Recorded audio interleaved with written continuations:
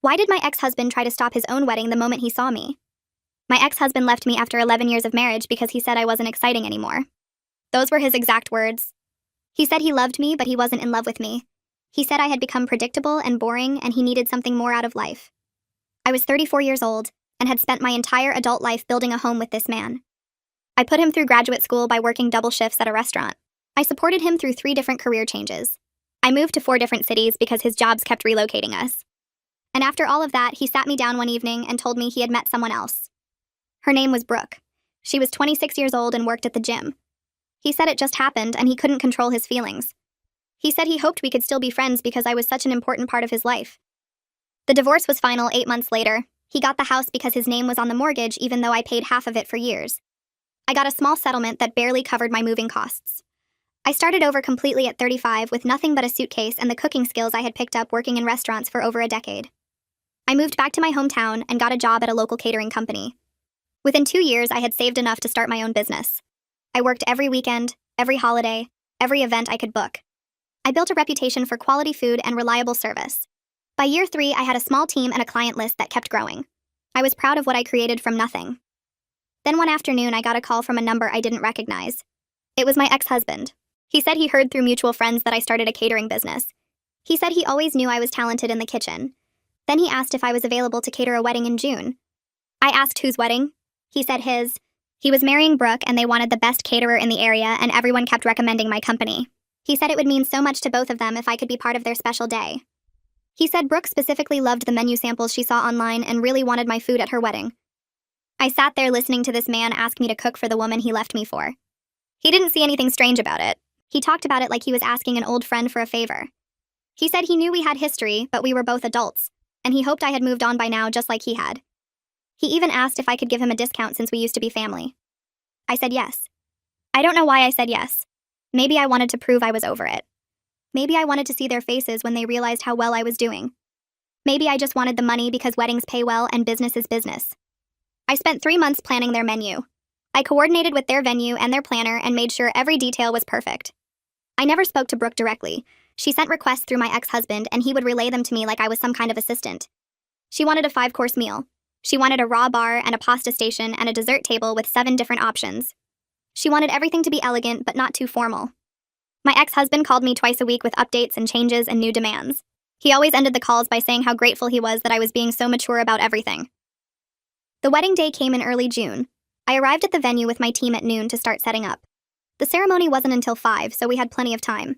I was in the kitchen organizing stations when my ex-husband walked in. He stopped in the doorway and just stared at me. I was wearing my chef coat and had my hair pulled back and was holding a clipboard going over the timeline with my sous chef. He didn't say anything for a long moment. Then he said I looked really good. He said the business must be treating me well. He asked if I was seeing anyone. I told him that wasn't his concern and got back to work. The ceremony started on time. I watched from the kitchen window as 200 guests took their seats in the garden. The music started and Brooke walked down the aisle in a big white dress that probably cost more than my first car. My ex-husband stood at the altar waiting for her. He looked nervous, but everyone looks nervous at weddings. Then right before the officiant started speaking, my ex-husband looked toward the building, toward the kitchen, toward the window where I was standing. Our eyes met for just a second. The officiant asked if anyone had any objections. My ex-husband didn't say anything, but he didn't look away from me either. The ceremony freezes in this awful moment where my ex-husband is staring at me instead of his bride, and I can see Brooke's confusion turning to alarm as she follows his gaze toward the kitchen window where I'm standing. I step back from the window immediately, my heart pounding, while Peyton grabs my arm and whispers that we need to focus on the food stations. The officiant clears his throat and repeats the question about objections, and I hear my ex-husband say, before trailing off into silence that makes 200 guests shift uncomfortably in their seats. Through the kitchen side door, I can see Grayson, the best man, lean in to whisper something urgent while Brooke's face goes pale under her makeup. I force myself to turn away from the ceremony chaos and focus on the pasta station setup, but my hands are shaking so badly that Peyton takes the serving spoons from me and tells me to check on the dessert table instead. The ceremony music has stopped completely, and I can hear confused murmuring from the guests drifting through the open windows. I walk to the far end of the kitchen where the dessert table is set up, counting the 7 different options we prepared, making sure each one is positioned correctly. My hands won't stop shaking. I pick up a serving knife and put it down 3 times because I can't get it straight. Peyton appears beside me and takes the knife gently, setting it in place herself. She doesn't say anything, but her eyes are worried. Lena, the wedding planner, bursts into the kitchen looking frantic, asking if we can delay the cocktail hour because there's a situation with the ceremony that needs a few minutes to resolve. I tell her we can hold the hot appetizers, but the cold items are already plated, and the timing will be off if we wait too long.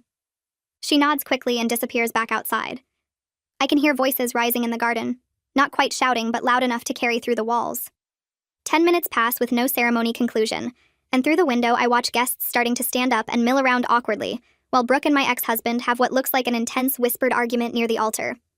Nora, the maid of honor, has her arm around Brooke while Grayson is physically positioned between my ex-husband and the aisle like he's preventing an escape. The photographer has stopped taking pictures and is standing off to the side looking confused. Some guests are checking their phones, others are whispering to each other with worried expressions.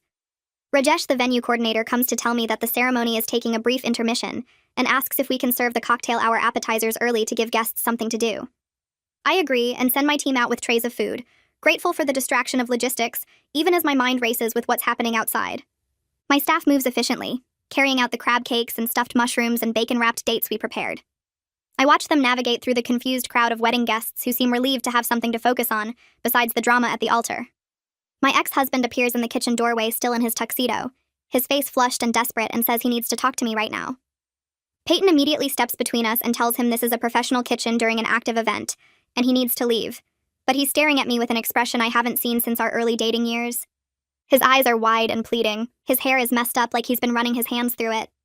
He looks younger somehow, vulnerable in a way that reminds me of when we first met. I tell Peyton it's fine and step outside with him to the service hallway, where he immediately starts apologizing and saying he made a terrible mistake, and seeing me today made him realize what he gave up. His words tumble out in a rush about how I look confident and successful, and he remembers why he fell in love with me, and I feel absolutely nothing except a strange, detached clarity. I watch him talk, and it's like watching a stranger. Someone I used to know a long time ago. I cut him off and ask if he's seriously doing this on his wedding day, in his wedding tuxedo, while his bride waits at the altar and 200 guests eat the appetizers I prepared. He says he knows the timing is awful, but he couldn't say his vows while looking at me through that window, couldn't promise forever to Brooke when he just realized he still has feelings for me. I tell him he doesn't have feelings for me. He has feelings about me succeeding without him after he expected me to fall apart. He looks stunned and starts to argue, but I keep talking, saying he loved the version of me who supported his dreams and moved for his jobs, and made myself smaller, so he could feel bigger. He reaches for my hand, but I step back fast. I tell him I'm here as the caterer he hired, not his ex-wife ready to fix whatever mess he's making of his life. I say I have 200 people waiting for a 5-course meal, and a team whose timing is already messed up, because he decided to have a breakdown at his own altar. I tell him he needs to figure out what he's doing about his wedding right now, because every minute he stands here talking to me is another minute my scallops sit getting warm, and my pasta water boils too long. He opens his mouth to say something else, but Lena appears at the end of the hallway looking completely panicked. She says Brooke is having a total breakdown in the bridal suite, and demanding to know why the ceremony stopped and what's happening and whether he's actually going to marry her. My ex-husband looks between me and Lena with this expression like a trapped animal. I tell him he made this situation, and he needs to handle it without dragging me into it anymore. I walk past both of them back into the kitchen where my team is standing around looking worried. Peyton catches my arm and asks if I'm okay. I realize I actually am okay. His desperate confession in the hallway didn't make me feel happy or sad or anything except tired. Tired of being part of whatever drama he creates for himself. Tired of him treating me like I'm supposed to fix his feelings or validate his choices. I tell Peyton I'm fine and we need to focus on the timeline. I tell my whole team we're moving forward with service as planned no matter what happens with the ceremony because we have a contract and a reputation. They all nod and get back to their stations. I check the scallops and they're still good. I adjust the pasta water temperature. I review the plating setup for appetizers. 20 minutes go by with voices carrying from other parts of the venue, but nothing clear enough to understand. Then Lena comes back looking exhausted and says the ceremony is continuing, and we should be ready for the original reception timeline. I nod without asking what happened or how they fixed it. I don't want to know. I tell my team 12 minutes until we need to start plating the scallop appetizers. Through the kitchen window, I watch the ceremony conclude. My ex-husband and Brooke walk down the aisle together holding hands and smiling, but their smiles look wrong. Too tight. Too forced. Like they're both pretending really hard that everything is fine. The guests clap and take pictures, but I can see people whispering to each other. The ceremony moves to cocktail hour, and guests start spreading out across the patio area. I'm arranging garnishes on appetizer plates when someone walks into the kitchen. It's a woman in a deep purple bridesmaid dress. She introduces herself as Nora and says she's the maid of honor. She asks if she can talk to me directly about something. I wipe my hands on my apron and step aside from the plating station. Nora asks straight out if I'm the ex-wife, the one her best friend has been obsessing over for months. The successful caterer Brooke insisted on hiring even though my prices were higher than other companies. I confirm that yes, I'm the ex-wife. Nora's whole face changes like something just clicked into place for her. She says that explains so much about how Brooke has been acting. She tells me Brooke has been competitive and anxious about me through their entire relationship, constantly comparing herself to the boring wife he left behind, always asking him questions about what I was like and what we did together, and whether he ever thinks about me. Nora says seeing my success in my business threatened whatever story Brooke had built in her head about why she was the better choice. I listen without interrupting. Nora keeps talking and says Brooke specifically chose my company after looking at my website and social media. She wanted to prove she could afford the best.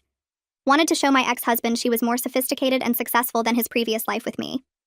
I realized right then that this whole wedding was never actually about wanting my food. It was about Brooke trying to prove she was superior to me by hiring me to work for her, by making me serve her at her wedding to my ex-husband. Nora watches my face and seems to understand what I'm thinking. I tell her I appreciate the context, but I'm here to do my job no matter what the psychological reasons are behind it. Nora nods but says I should know that Brooke is currently in the bridal suite, demanding my ex-husband explain why he hesitated during the vows, why he looked at the kitchen instead of at her. Nora adds that she's been watching their relationship for 2 years now, and she has serious doubts about whether either of them actually wants this marriage, or if they're both just trying to prove something. I thank her for telling me but say I need to get back to service. The reception starts and I focus completely on executing every course perfectly. My team sends out the raw bar station with oysters and shrimp and crab legs arranged on ice. The pasta station goes up with 3 different sauces and fresh bread. I monitor timing for the main course and make sure everything is coordinated. My staff moves efficiently between kitchen and reception hall. Peyton gives me a look that says we're doing great work despite everything. I hear toasts starting in the reception hall, voices carrying through the pass-through window, but I don't stop to listen. I plate filet mignon with truffle butter and roasted vegetables. I check each plate before it goes out. I feel genuine pride in how professional we're being, even with all this personal chaos swirling around us. Between courses, a man in a dark suit walks into the kitchen. He introduces himself as Grayson and says he's the best man. He asks if he can talk to me for a minute about what happened during the ceremony. I wipe my hands on my apron and step away from the prep station while Peyton keeps working behind me. Grayson looks uncomfortable standing there, surrounded by my team and all the cooking equipment. He says he wants to apologize for his friend's behavior during the vows. He says my ex-husband has been really anxious about this wedding for weeks now, and today everything just came to a head. I tell him he doesn't need to apologize for someone else's choices. Grayson shifts his weight and says he knows, but he feels responsible because he's known about the situation for a long time. He says my ex-husband talks about me often. Always says the divorce was his biggest mistake. Always brings me up when he's had too much to drink or when he's fighting with Brooke. Grayson says his friend never takes real responsibility for choosing to leave, though. Just frames it like something that happened to him instead of something he decided to do. I feel this weird calm settling over me as I listen. Grayson keeps talking and says he tried to be supportive when his friend started dating Brooke, but he could see the pattern forming. The same restlessness that ended our marriage showing up again. The constant looking for something more exciting or different or new. Grayson says he watched my ex-husband get engaged to Brooke mostly because she pushed for it, and he didn't want to seem like he was backing down from commitment again. I ask Grayson why he's telling me all this. He says because I deserve to know that today wasn't really about me. It was about his friend finally facing the consequences of chasing excitement instead of building stability. I tell Grayson I appreciate him coming here, but I don't need his friend's regret or validation. I say I built a good life after the divorce, and his timing today was selfish and destructive to everyone involved, including Brooke, who doesn't deserve to be humiliated at her own wedding. Grayson nods and says I'm absolutely right. He says he tried to talk his friend out of this wedding months ago, but got shut down completely. He says he's watched my ex-husband chase novelty and excitement while destroying the stable things in his life, and it's been hard to stay friends with someone who keeps making the same mistakes. Grayson thanks me for being professional today, and says the food is incredible. Then he walks back out to the reception hall. Peyton comes over and squeezes my shoulder without saying anything. I take a deep breath and refocus on the main course plating. The filet mignon comes out perfectly cooked with truffle butter melting over the top, and roasted vegetables arranged beside it. My team plates each dish with care, and the servers carry them out in synchronized waves. Within 20 minutes, we start getting compliments sent back through the servers. Guests are telling their waiters the steak is the best they've ever had at a wedding. Someone asks for the recipe for the truffle butter. Another table wants to know if we do private dinner parties. Peyton squeezes my shoulder again and says, "This is some of our best work." I feel genuine satisfaction in the professional quality we've maintained, despite all the personal chaos swirling around this event. We executed a complex 5-course meal for 200 people, and it's flawless. That matters more than whatever drama is happening at the head table. During the dinner service, I glance through the kitchen pass-through window and notice my ex-husband at the bride and groom table. He's not eating much. He keeps looking toward the kitchen instead of engaging with Brooke or the guests at their table. I watch Brooke notice his distraction. Her face gets tight and angry each time his attention drifts away from her. She leans in to say something and he nods but doesn't really seem to be listening. Their table conversation looks increasingly tense and strained. The maid of honor, Nora, keeps trying to redirect the mood by making toasts and telling stories, but the tension at that table is visible even from the kitchen. I turn away and focus on dessert prep because their relationship problems are not my concern. I'm here to do a job and I'm doing it well. A man in an expensive suit walks into the kitchen during a lull between courses. He introduces himself as Edmund and says he's Brooke's father. He says he hired my company and he wanted to personally compliment the food. Everything has been outstanding, and his guests keep telling him this is the best wedding meal they've attended. I thank him and say my team worked hard to execute his daughter's vision for the menu. Edmund looks at me for a long moment and then says he knows there's complicated history here. He says he appreciates that I didn't let it affect the quality of service. Then he adds something that surprises me. He says he's not sure this marriage is going to last, but at least the food will be memorable. I don't know what to say to that. Edmund seems to realize he's spoken too candidly because he laughs a little and says he shouldn't be so honest with the caterer. But then he keeps talking anyway. He says he's watched Brooke rush into this relationship and wedding despite his concerns. He says she's been driven by competition and insecurity rather than genuine partnership. He says my success clearly triggered something in her that made this wedding more about proving something than celebrating love. Edmund tells me Brooke researched me extensively after my ex-husband mentioned I started a catering business. She looked at my website and social media and saw that I was doing well professionally. That seemed to bother her more than anything else about me. She wanted to prove she was more successful and sophisticated than the boring wife her husband left behind. Edmund says hiring my company was Brooke's idea, and he went along with it because the food samples were excellent, and he wanted her to have the wedding she wanted. But he realizes now that it was a mistake because it put everyone in an impossible situation. I tell Edmund I appreciate his honesty, but I'm just here to provide a service. What happens with their marriage after today is not my responsibility. Edmund nods and says I'm right and he respects my professionalism. Then he goes back to the reception. I start plating the dessert course with my team. 7 different options arranged beautifully on the display table. Chocolate cake and lemon tart and raspberry mousse and tiramisu and creme brulee and cheesecake and fruit tart. Each one garnished and perfect. I'm adjusting the angle on a slice of cheesecake when I see Brooke standing in the kitchen doorway. She's still in her wedding dress, but her makeup is smudged like she's been crying. She looks both angry and desperate standing there. She asks if she can speak with me privately. I glance at Peyton, who gives me a concerned look. I wipe my hands and step into the hallway with Brooke. The door closes behind us, and suddenly we're alone in this narrow service corridor. Brooke doesn't waste time. She says I ruined her wedding day. She says just by being here looking successful and confident, I made her husband question his choice. I stay calm and remind her that she specifically hired my company. I say I'm here because she requested my services, and her husband's feelings are not my responsibility. Brooke's face crumples and she starts crying harder. She says she knows, and that makes it worse. She says she hired me because she wanted to see if I was really as boring and forgettable as her husband described. She wanted to prove to herself that she was the better choice, the more exciting option, the woman worth leaving a marriage for. She says seeing me today being professional and composed and clearly thriving made her realize she's been competing with a fantasy version of me that never existed.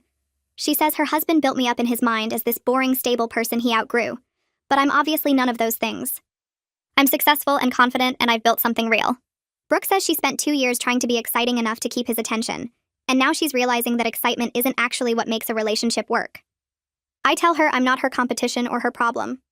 I say the issues in her relationship exist independent of me, and my presence today just forced them to the surface instead of letting them stay hidden.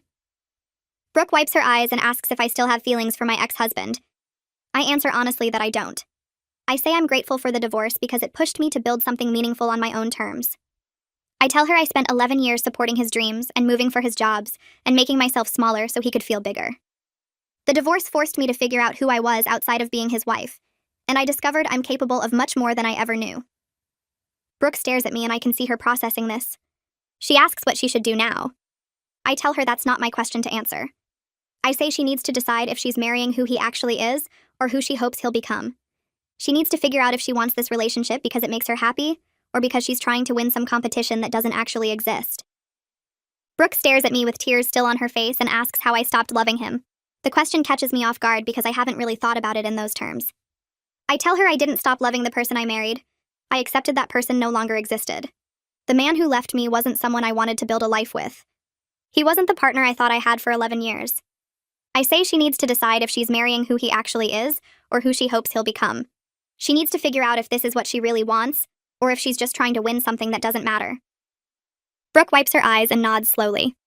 She thanks me quietly and turns to walk back to the reception. I watch her go down the hallway in that expensive white dress and wonder what she'll do with what I said. Then I push the door open and return to the kitchen where Peyton is arranging the last dessert plates. She looks at me with concern and asks if I'm okay. I realize I genuinely am. These confrontations with my ex-husband and his bride aren't breaking me down. They're making things clearer. I'm seeing the whole situation for what it really is instead of what I feared it might be. Peyton squeezes my shoulder and tells me the desserts are ready to go out. I check each display one more time and signal the servers to start service.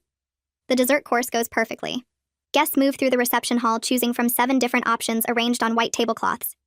Chocolate cake disappears first, then the lemon tarts and raspberry mousse. I watch from the kitchen doorway as people take photos of the dessert table before selecting their plates.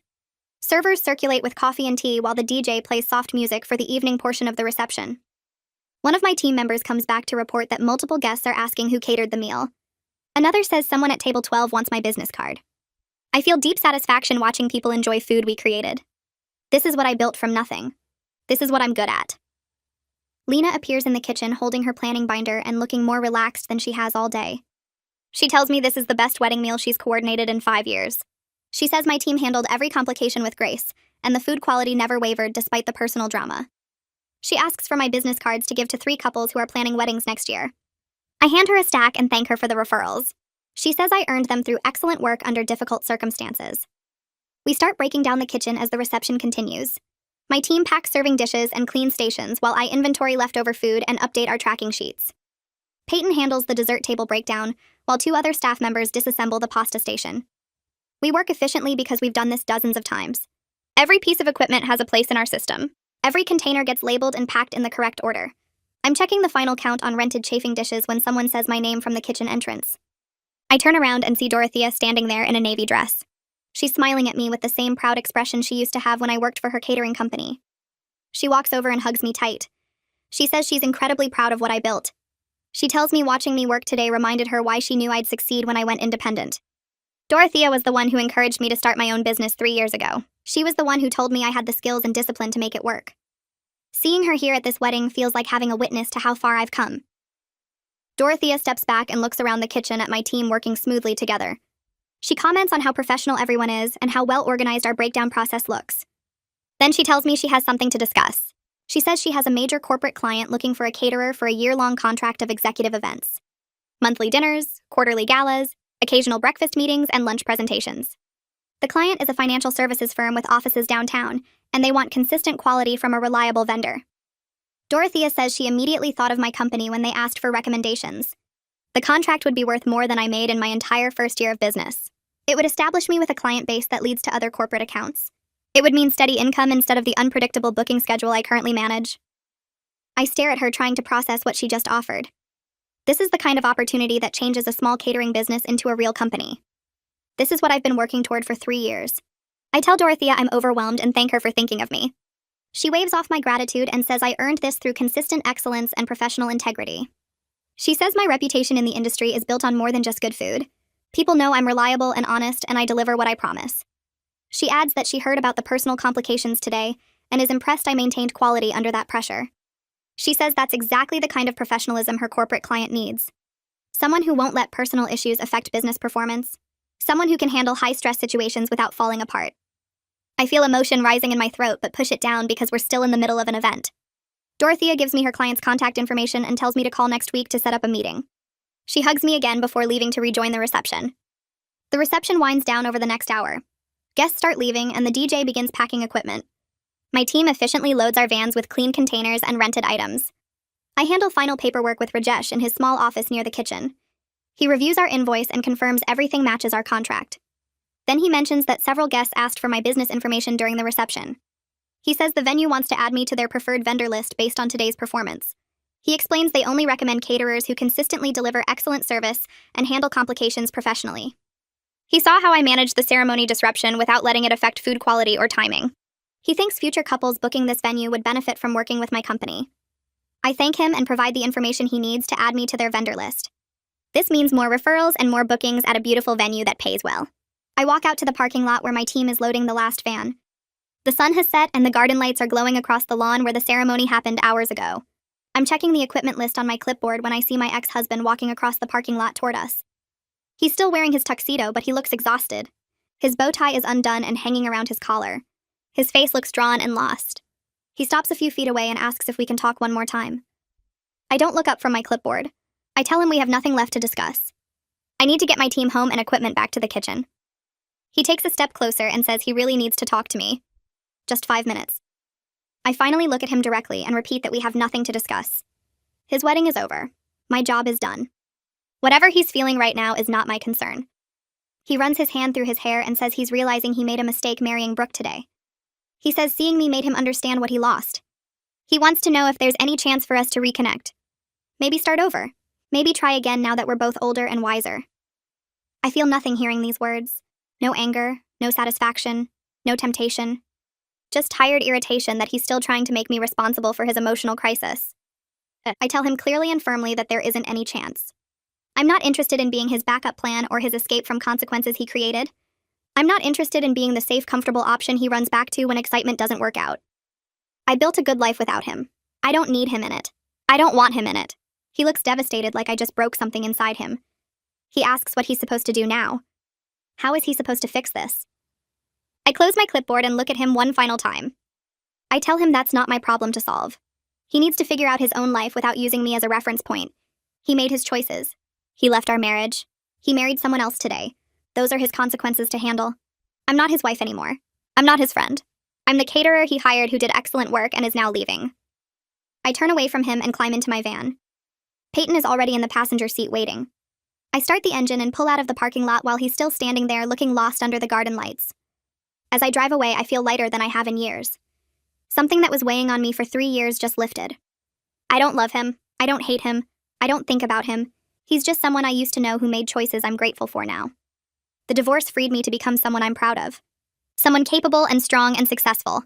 Someone who built something real from nothing. Back at my commercial kitchen, the fluorescent lights buzz overhead while Peyton and I work through the cleanup routine we've done 100 times.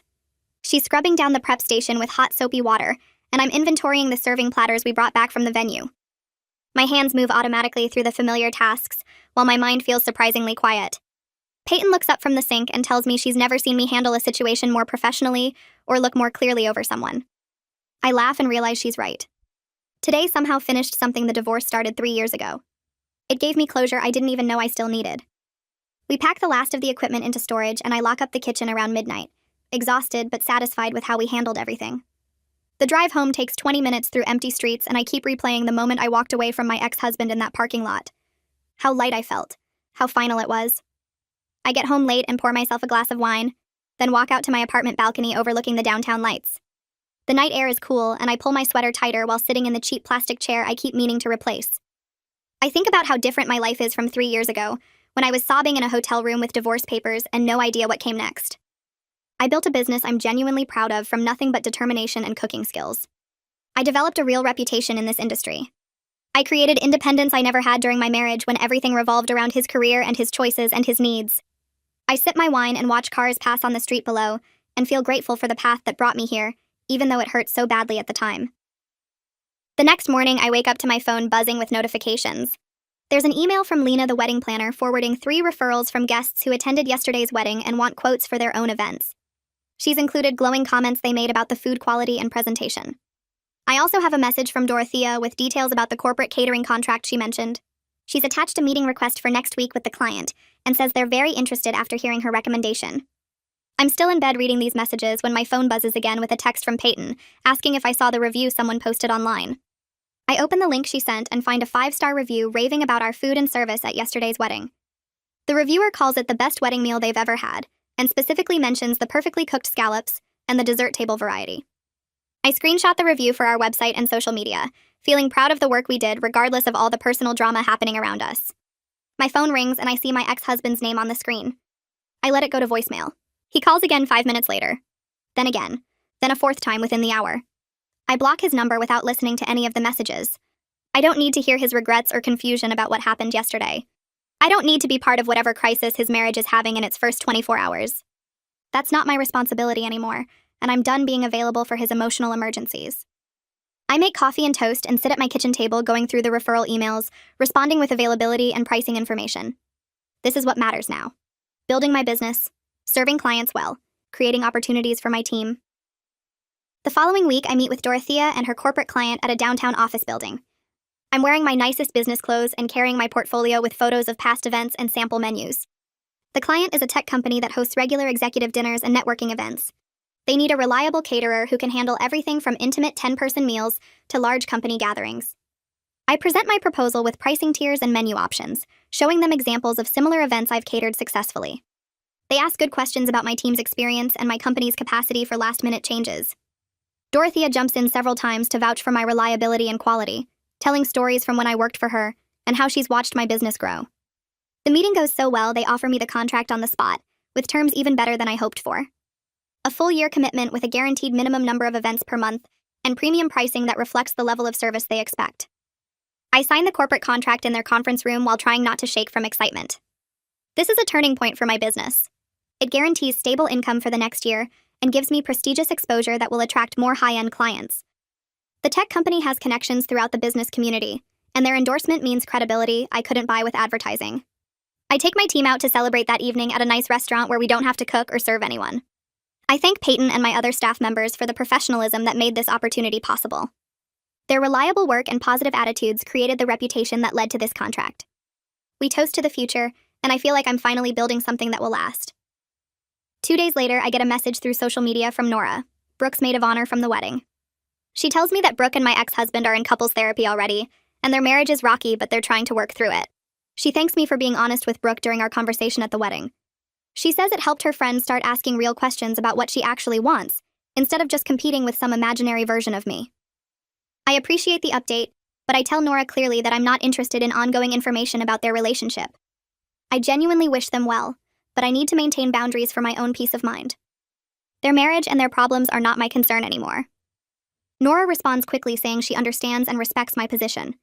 She adds that she hopes we can stay in touch professionally since she plans events regularly for her company, and was impressed with my work at the wedding. I agree to that, and we exchange business contact information, keeping things strictly professional. 2 months pass, and my business is thriving in ways I never imagined when I started this company 3 years ago. The corporate contract brings steady work that fills the gaps between weekend events. The wedding referrals from that complicated day keep leading to more bookings than I can handle alone. I'm turning down clients because my calendar is full and I don't have enough staff to take on more events. I hire 2 more team members and start training them on my standards for food quality and customer service. I also start looking at larger kitchen spaces because we're outgrowing our current facility. The storage is maxed out and we're constantly working around each other during prep for big events. I tour 3 commercial kitchens that are available for lease and start running numbers on what the expansion would cost versus the increased revenue it would enable. I choose the bigger kitchen space in an industrial area near downtown. The rent is higher than my current place, but the extra square footage and professional-grade equipment already installed make it worth the investment. I sign a 3-year lease and start planning the move with my team. We schedule it for a slow week in October when we only have 2 small events booked. Peyton coordinates the packing and labeling while I handle updating all our vendor contacts and clients with the new address. The move takes 4 days and we're operational in the new space by the following Monday. The kitchen feels huge compared to where we started. We have separate prep stations for different types of cuisine, walk-in refrigerators that actually fit all our inventory, and proper storage for equipment that used to pile up in corners. I stand in the middle of the empty kitchen on our first morning and feel proud of how far the business has come in 3 years. 3 weeks after we settle into the new kitchen, I'm having lunch at a small restaurant downtown when Edmund walks in. He spots me immediately and comes over to my table, asking if he can join me for a few minutes. I agree, and he sits down looking tired but friendly. He tells me his daughter's marriage has been rough. They're in couples therapy twice a week, and Brooke is doing individual sessions too. He says she's working on herself and asking hard questions about what she actually wants from life instead of just competing with other people. I tell him I'm glad she's getting help, and he nods, then thanks me again for how I handled everything at the wedding. He says my professionalism during an impossible situation impressed him, and he's recommended my company to several of his business associates. 2 of them have already booked events with us for next quarter. I thank him for the referrals, and he says I earned them through quality work, that he respects people who maintain standards even under pressure. We talk for a few more minutes about the catering industry, and then he heads to his own table. I finish my lunch thinking about how strange it is that Brooke's father has become a better connection than my ex-husband ever was. The corporate client calls me in early November. Their contact person tells me they want to extend our contract for another full year and expand the scope to include quarterly executive retreats, in addition to the monthly events we're already doing. The new terms mean guaranteed work for the next 12 months with revenue that's triple what I made this time last year. I try to stay calm on the phone, but inside I'm celebrating. This contract alone could sustain my business even if wedding bookings slowed down.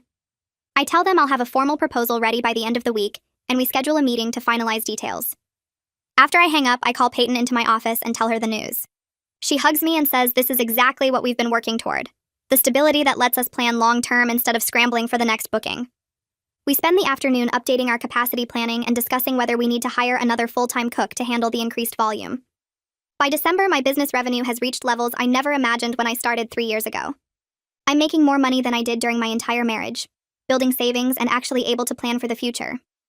I start looking at apartments in nicer neighborhoods, places with actual amenities and space instead of the small rental I moved into after the divorce.